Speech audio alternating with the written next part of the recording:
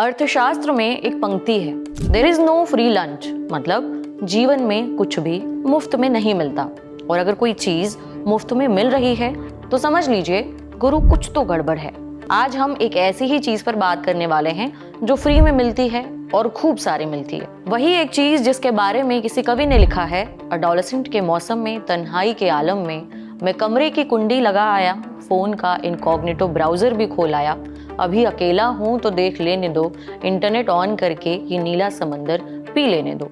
वो चीज जिसका रंग नीला बताया गया और जिसे देखने के लिए लोगों ने कई रातें काली की, जिसे कहा तो अडल्ट कंटेंट गया लेकिन कंज्यूम किया हर उम्र वालों ने। ये अडल्ट कंटेंट इंटरनेट पर फ्री में अवेलेबल है, बस हम कुछ बटन दबाते हैं और अडल्ट कंटेंट का अथाह समंदर हमारी आंखों के सामने हिलोरे मारने लगता है। आप सोच रहे होंगे अगर कुछ भी फ्री में नहीं मिलता तो इंटरनेट पर इतना पॉर्न मुफ्त में कैसे बट रहा है। आपके मन में जिज्ञासा उमड़ती होगी कि ये इंटरनेट वेबसाइट इतना अडल्ट कंटेंट मुफ्त में दे रही है तो बदले में कुछ तो हमसे ले रही होगी, हमारे समय के अलावा। और अगर ले रही है तो फिर वो चीज क्या है, और अगर नहीं ले रही है तो फिर ये पैसा कमाती कैसे है। हम करेंगे आपकी सभी जिज्ञासा को शांत। आज जानेंगे कि कैसे बनी $1 बिलियन की ये अडल्ट कंटेंट इंडस्ट्री। आखिर मुफ्त में इतना कंटेंट बांटने के बाद भी कैसे प्रॉफिट कमाती है ये इंडस्ट्री, कितना पैसा कमाते हैं इस इंडस्ट्री में काम करने वाले लोग। हेलो, मैं हूं उपासना और आप देख रहे हैं जटिलता का विलोम, सरलता का पर्यायवाची, आसान भाषा में।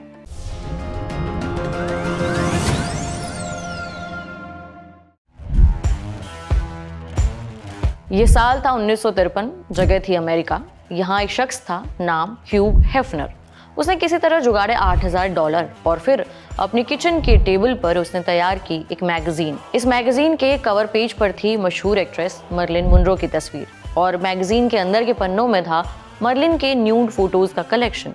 वही मर्लिन मुनरो जिसे हॉलीवुड की मधुबाला कहा गया, वही मर्लिन मुनरो जिनके प्रेम में अमेरिका के राष्ट्रपति तक गिरफ्तार हुए, और वही मर्लिन मुनरो जो 1950 के दशक में अमेरिकन सिनेमा की सबसे बड़ी पॉप आइकन बनकर उभरी। लेकिन यहाँ हम चर्चा कर रहे हैं उस मैगजीन की, मर्लिन मुनरो की बात कभी और करेंगे। तो जनाब, ह्यूग हेफनर के किचन टेबल पर जिस मैगजीन का जन्म हुआ उसने दुनिया को एक नया कारोबार सिखाया, कारोबार कामुकता को बेचने का। मैगजीन का नाम था प्लेबॉय और नाम के नीचे लिखी थी एक tagline, entertainment for man. Playboy launch होते ही जबरदस्त हिट हो गई, जामफाड़ कमाई की और देखते ही देखते इसकी 50,000 कॉपियां बिक गईं। प्लेबॉय मैगजीन की कामयाबी ने यह साबित कर दिया कि इस कारोबार में पैसे खूब बनाए जा सकते हैं। फिर 1980 का दशक आते आते तकनीक काफ़ी आगे बढ़ चुकी थी। अडल्ट कंटेंट भी अब तस्वीरों से आगे निकलकर वीडियो और फिल्मों की दुनिया तक पहुंच चुका था। फिर आए VHS टेप। ये वही मोटे काले रंग का वीडियो कैसेट था जिसमें शादी के वीडियोस शूट होकर के घर आया करते थे। शादियों के वही कैसेट जिनमें दूल्हे की एंट्री पर गाना बजता था, बहारों फूल बरसाओ मेरा महबूब आया है। और इसी VHS टेप में शूट होकर घर के अंदर दाखिल हुआ अडल्ट कंटेंट। VHS टेप के आने से हुआ ये कि अब इन कंटेंट को देखने के लिए सबसे नजरें बचाकर किसी मूवी थिएटर जाने की जरूरत नहीं थी। लोग अपने घर के कंफर्ट से इसे देख सकते थे। इसके बाद 1990 के दशक ने दस्तक दी और साथ ही एंट्री ली टेक्नोलॉजी के थानोस यानी इंटरनेट ने। और WWW के आने से XXX कंटेंट की पूरी दुनिया ही बदल गई। इंटरनेट के आने से पहले ये इंडस्ट्री भी बाकी मीडिया इंडस्ट्री के तर्ज पर काम करती थी। इनके कमाई के साधन थे प्रिंट मैगजीन के सेल्स, DVD और VHS कैसेट को बेचकर होने वाली कमाई, होटल या लोकल केबल नेटवर्क पर पे पर व्यू के हिसाब से अडल्ट वीडियो कंटेंट बेचने से होने वाली कमाई। पहले सब हौले हौले हो रहा था, अडल्ट कंटेंट कम अवेलेबल थे, लेकिन इंटरनेट के आने के बाद से सब बहुत तेजी से बदल गया। अब आप जब चाहें जहां चाहें इन कंटेंट को देख सकते थे। 2000 के शुरुआती सालों तक ज्यादातर adult content website subscription based थे, मतलब पहले पैसा दो, सब्सक्रिप्शन खरीदो और फिर जितना चाहे उतना देख सकते थे, किसी OTT प्लेटफॉर्म की तरह। इन वेबसाइट का डिज़ाइन दिखने में मामूली सा था। आप वेबसाइट खोलते थे, एक बड़ी इमेज गैलरी दिखाई देती थी, ये सारे कंटेंट का कैटलॉग होता था। इसी वेबसाइट से अटैच एक बिलिंग सॉफ्टवेयर होता था जहां आप अपने क्रेडिट या डेबिट कार्ड की डिटेल्स भरकर सब्सक्रिप्शन खरीदते थे और इन वीडियोस को देख सकते थे। कुछ कंटेंट इन वेबसाइट पर फ्री में भी अवेलेबल होता था जो कि पूरे वीडियो का एक छोटा सा हिस्सा होता था, किसी सिनेमा का ट्रेलर या टीजर टाइप। इनमें वीडियो की एक झलक मिल जाती थी जिसके बाद मन में पूरा वीडियो देखने की लालसा होती थी और फिर यही लालसा आपके उस वेबसाइट के सब्सक्रिप्शन खरीदने की वजह बन जाती। टीजर के रूप में फ्री कंटेंट दिखाना इन वेबसाइट्स की मजबूरी थी, क्योंकि अपने कंटेंट को एडवर्टाइज करने का इनके पास एकमात्र यही तरीका था। वजह, अडल्ट कंटेंट का विज्ञापन बाकी जगहों पर नहीं दिखाया जा सकता था। इसलिए ये वेबसाइट्स अपने ही प्लेटफॉर्म पर बहुत थोड़ी मात्रा में फ्री कंटेंट दर्शकों को लुभाने के लिए दिखाया करती थी। जैसा कि हमने पहले भी बताया, इंटरनेट के आने से अडल्ट कंटेंट में भारी इजाफा हुआ। डेटा एनालिसिस वेबसाइट स्टैटिस्टा की माने तो साल 2005 से 2014 तक के आंकड़ों की स्टडी बताती है, इंटरनेट पर जितनी वेबसाइट्स हैं उनमें से 4% वेबसाइट्स सिर्फ और सिर्फ अडल्ट कंटेंट की हैं। इंटरनेट पर की गई सभी वेब सर्चेस का 13% अडल्ट कंटेंट की खोज से जुड़ा हुआ होता है। और अगर मोबाइल सर्च हिस्ट्री का डेटा देखें तो करीबन 20% इंटरनेट सर्च जो मोबाइल से किए जाते हैं उनमें तलाश होती है अडल्ट कंटेंट की। बिजनेस इनसाइडर की एक रिपोर्ट बताती है कि अडल्ट कंटेंट इंडस्ट्री का कारोबार करीबन $100 बिलियन का है, माने करीबन 8 लाख करोड़ रुपए का। और अमेरिका के कैलिफोर्निया की सैन फर्नांडो वैली, जिसे अडल्ट कंटेंट इंडस्ट्री का कैपिटल कहा जाता है, वहाँ हर साल 11,000 अडल्ट मूवी की शूटिंग की जाती है। खैर, पायरेसी और ट्यूब साइट्स पर मुफ्त में बंटने वाले अडल्ट कंटेंट ने इस इंडस्ट्री के मुनाफे को भी खूब नुकसान पहुंचाया है। लेकिन इसके बाद भी इस कारोबार के झंडे इतने बुलंद हैं कि कई बड़ी इंडस्ट्री से दो हाथ कर सकता है। आइए अब समझते हैं कि आखिर मुफ्त में इतना कंटेंट बांटने के बाद भी ये प्रॉफिट कैसे कमाती है ये इंडस्ट्री। इस बात को समझने से पहले हमें ट्यूब साइट्स के बारे में समझना होगा, क्योंकि ये ट्यूब साइट्स ही हैं जहां अडल्ट कंटेंट फ्री में अवेलेबल है। साल था 2005। इसी साल इंटरनेट की दुनिया में एक और क्रांति हुई। इस साल बना यूट्यूब और इसी के साथ आई ट्यूब साइट्स। ट्यूब साइट्स मतलब वो वेबसाइट्स जहां कोई भी यूजर आकर वीडियो कंटेंट अपलोड कर सकता है और दुनिया के साथ शेयर कर सकता है। इसका सबसे चर्चित उदाहरण है यूट्यूब। तो हुआ कुछ यूं कि जैसे यूट्यूब बना, उसी की नकल करके हजारों ट्यूब वेबसाइट कुकुरमुत्ते की तरह फैल गईं और इनमें से ज्यादातर पर अडल्ट कंटेंट के साम्राज्य का विस्तार होने लगा। खूब सारा अडल्ट कंटेंट हर रोज अपलोड किया जाने लगा। ये सारे ओरिजिनल मेकर्स के पायरेटेड वीडियो हुआ करते थे और इस तरह शुरू हुआ मुफ्त में अडल्ट कंटेंट के बंटने का सिलसिला। इन ट्यूब साइट्स के आने से हमेशा से चली आ रही अडल्ट कंटेंट इंडस्ट्री को काफी नुकसान हुआ। पहले जो कंटेंट सिर्फ सब्सक्रिप्शन बेस्ड वेबसाइट्स पर मिलते थे, अब लोग उसे डाउनलोड करके फ्री में ट्यूब साइट्स पर अपलोड करने लगे। इससे उनके रेवेन्यू में, उनकी कमाई में अच्छी खासी गिरावट आई। The pornography industry what everyone needs to know नाम की किताब में शिरा टैरेंट बताती हैं कि पायरेसी की वजह से अडल्ट कंटेंट इंडस्ट्री को सालाना करीबन $2 बिलियन रुपए में करीबन 17,000 करोड़ का नुकसान होता है। पायरेसी और ट्यूब साइट्स की बढ़ती संख्या ने ओरिजिनल अडल्ट कंटेंट बनाने वाले प्रोडक्शन हाउसेस को भी काफी नुकसान पहुंचाया।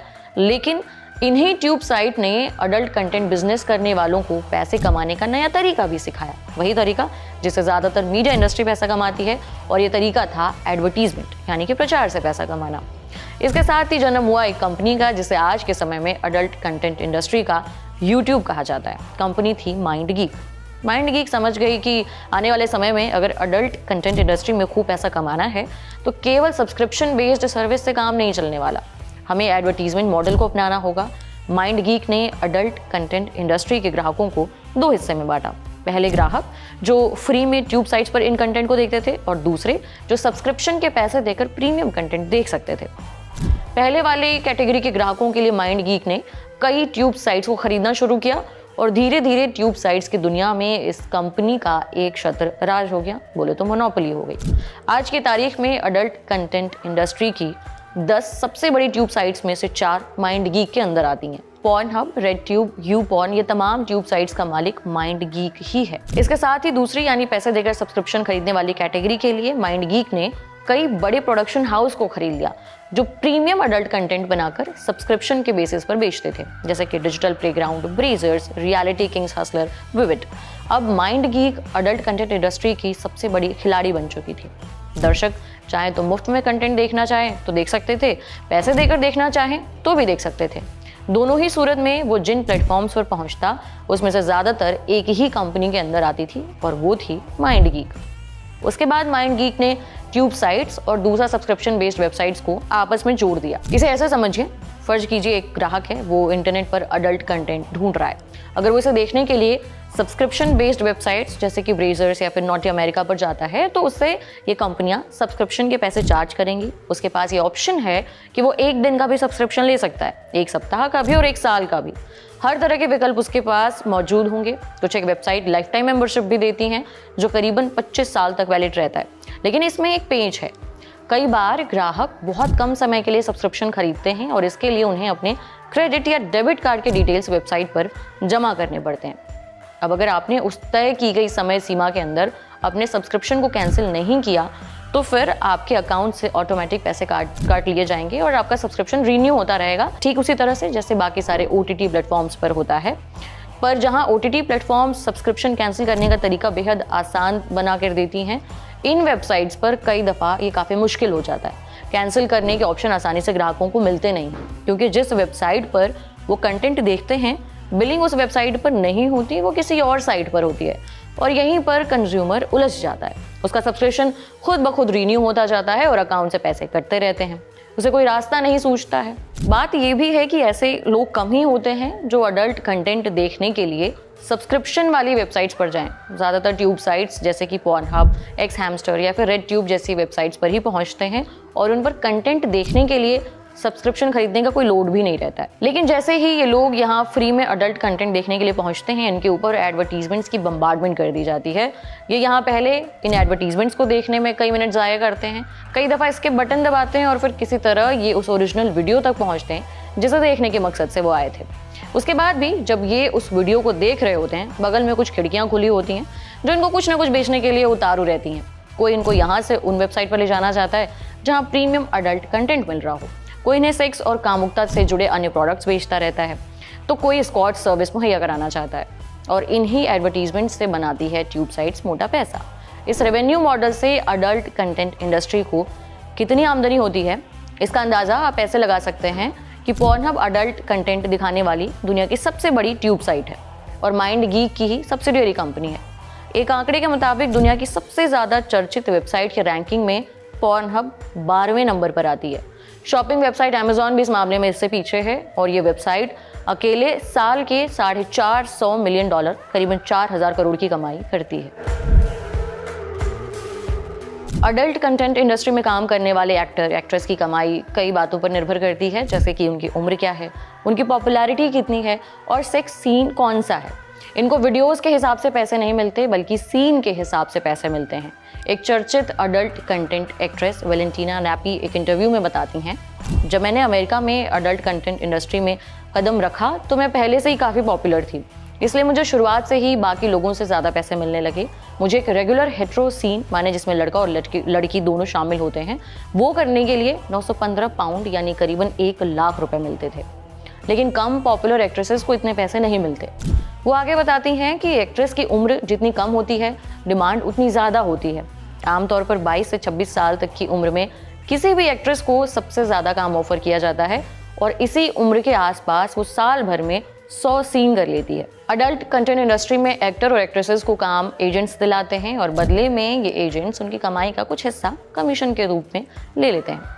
ये हिस्सा 10 से 15% के बीच हो सकता है। बिजनेस इनसाइडर की एक रिपोर्ट में अडल्ट कंटेंट इंडस्ट्री के एक जाने माने एजेंट मार्क स्पीगलर बताते हैं, इस इंडस्ट्री की टॉप महिला एक्ट्रेस सालाना $350,000 करीबन 3 करोड़ रुपए तक कमा लेती है, जबकि टॉप पुरुष एक्टर की सालाना कमाई $100,000 करीबन 85 लाख रुपए तक की होती है। स्पीगलर आगे बताते हैं कि जो एक्ट्रेस डिमांड में होती हैं उनकी पर सीन होने वाली कमाई $800 से लेकर $4,000 के बीच यानी कि करीबन 70,000 रुपए से 3.5 लाख रुपए तक जाती है, जबकि इन डिमांड मेल एक्टर को 430 पाउंड यानी 50,000 रुपए पर सीन मिलते हैं। आज के एपिसोड में इतना ही। इस जानकारी के साथ हमें दीजिए इजाजत। आपके लिए ये रिपोर्ट लिखी थी मेरे साथी अभिनव ने। आपको कैसे लगी मैं जरूर बताएं कमेंट बॉक्स में। बाकी देखते रहिए द लल्लन टॉप अन्य खबरों के लिए। शुक्रिया।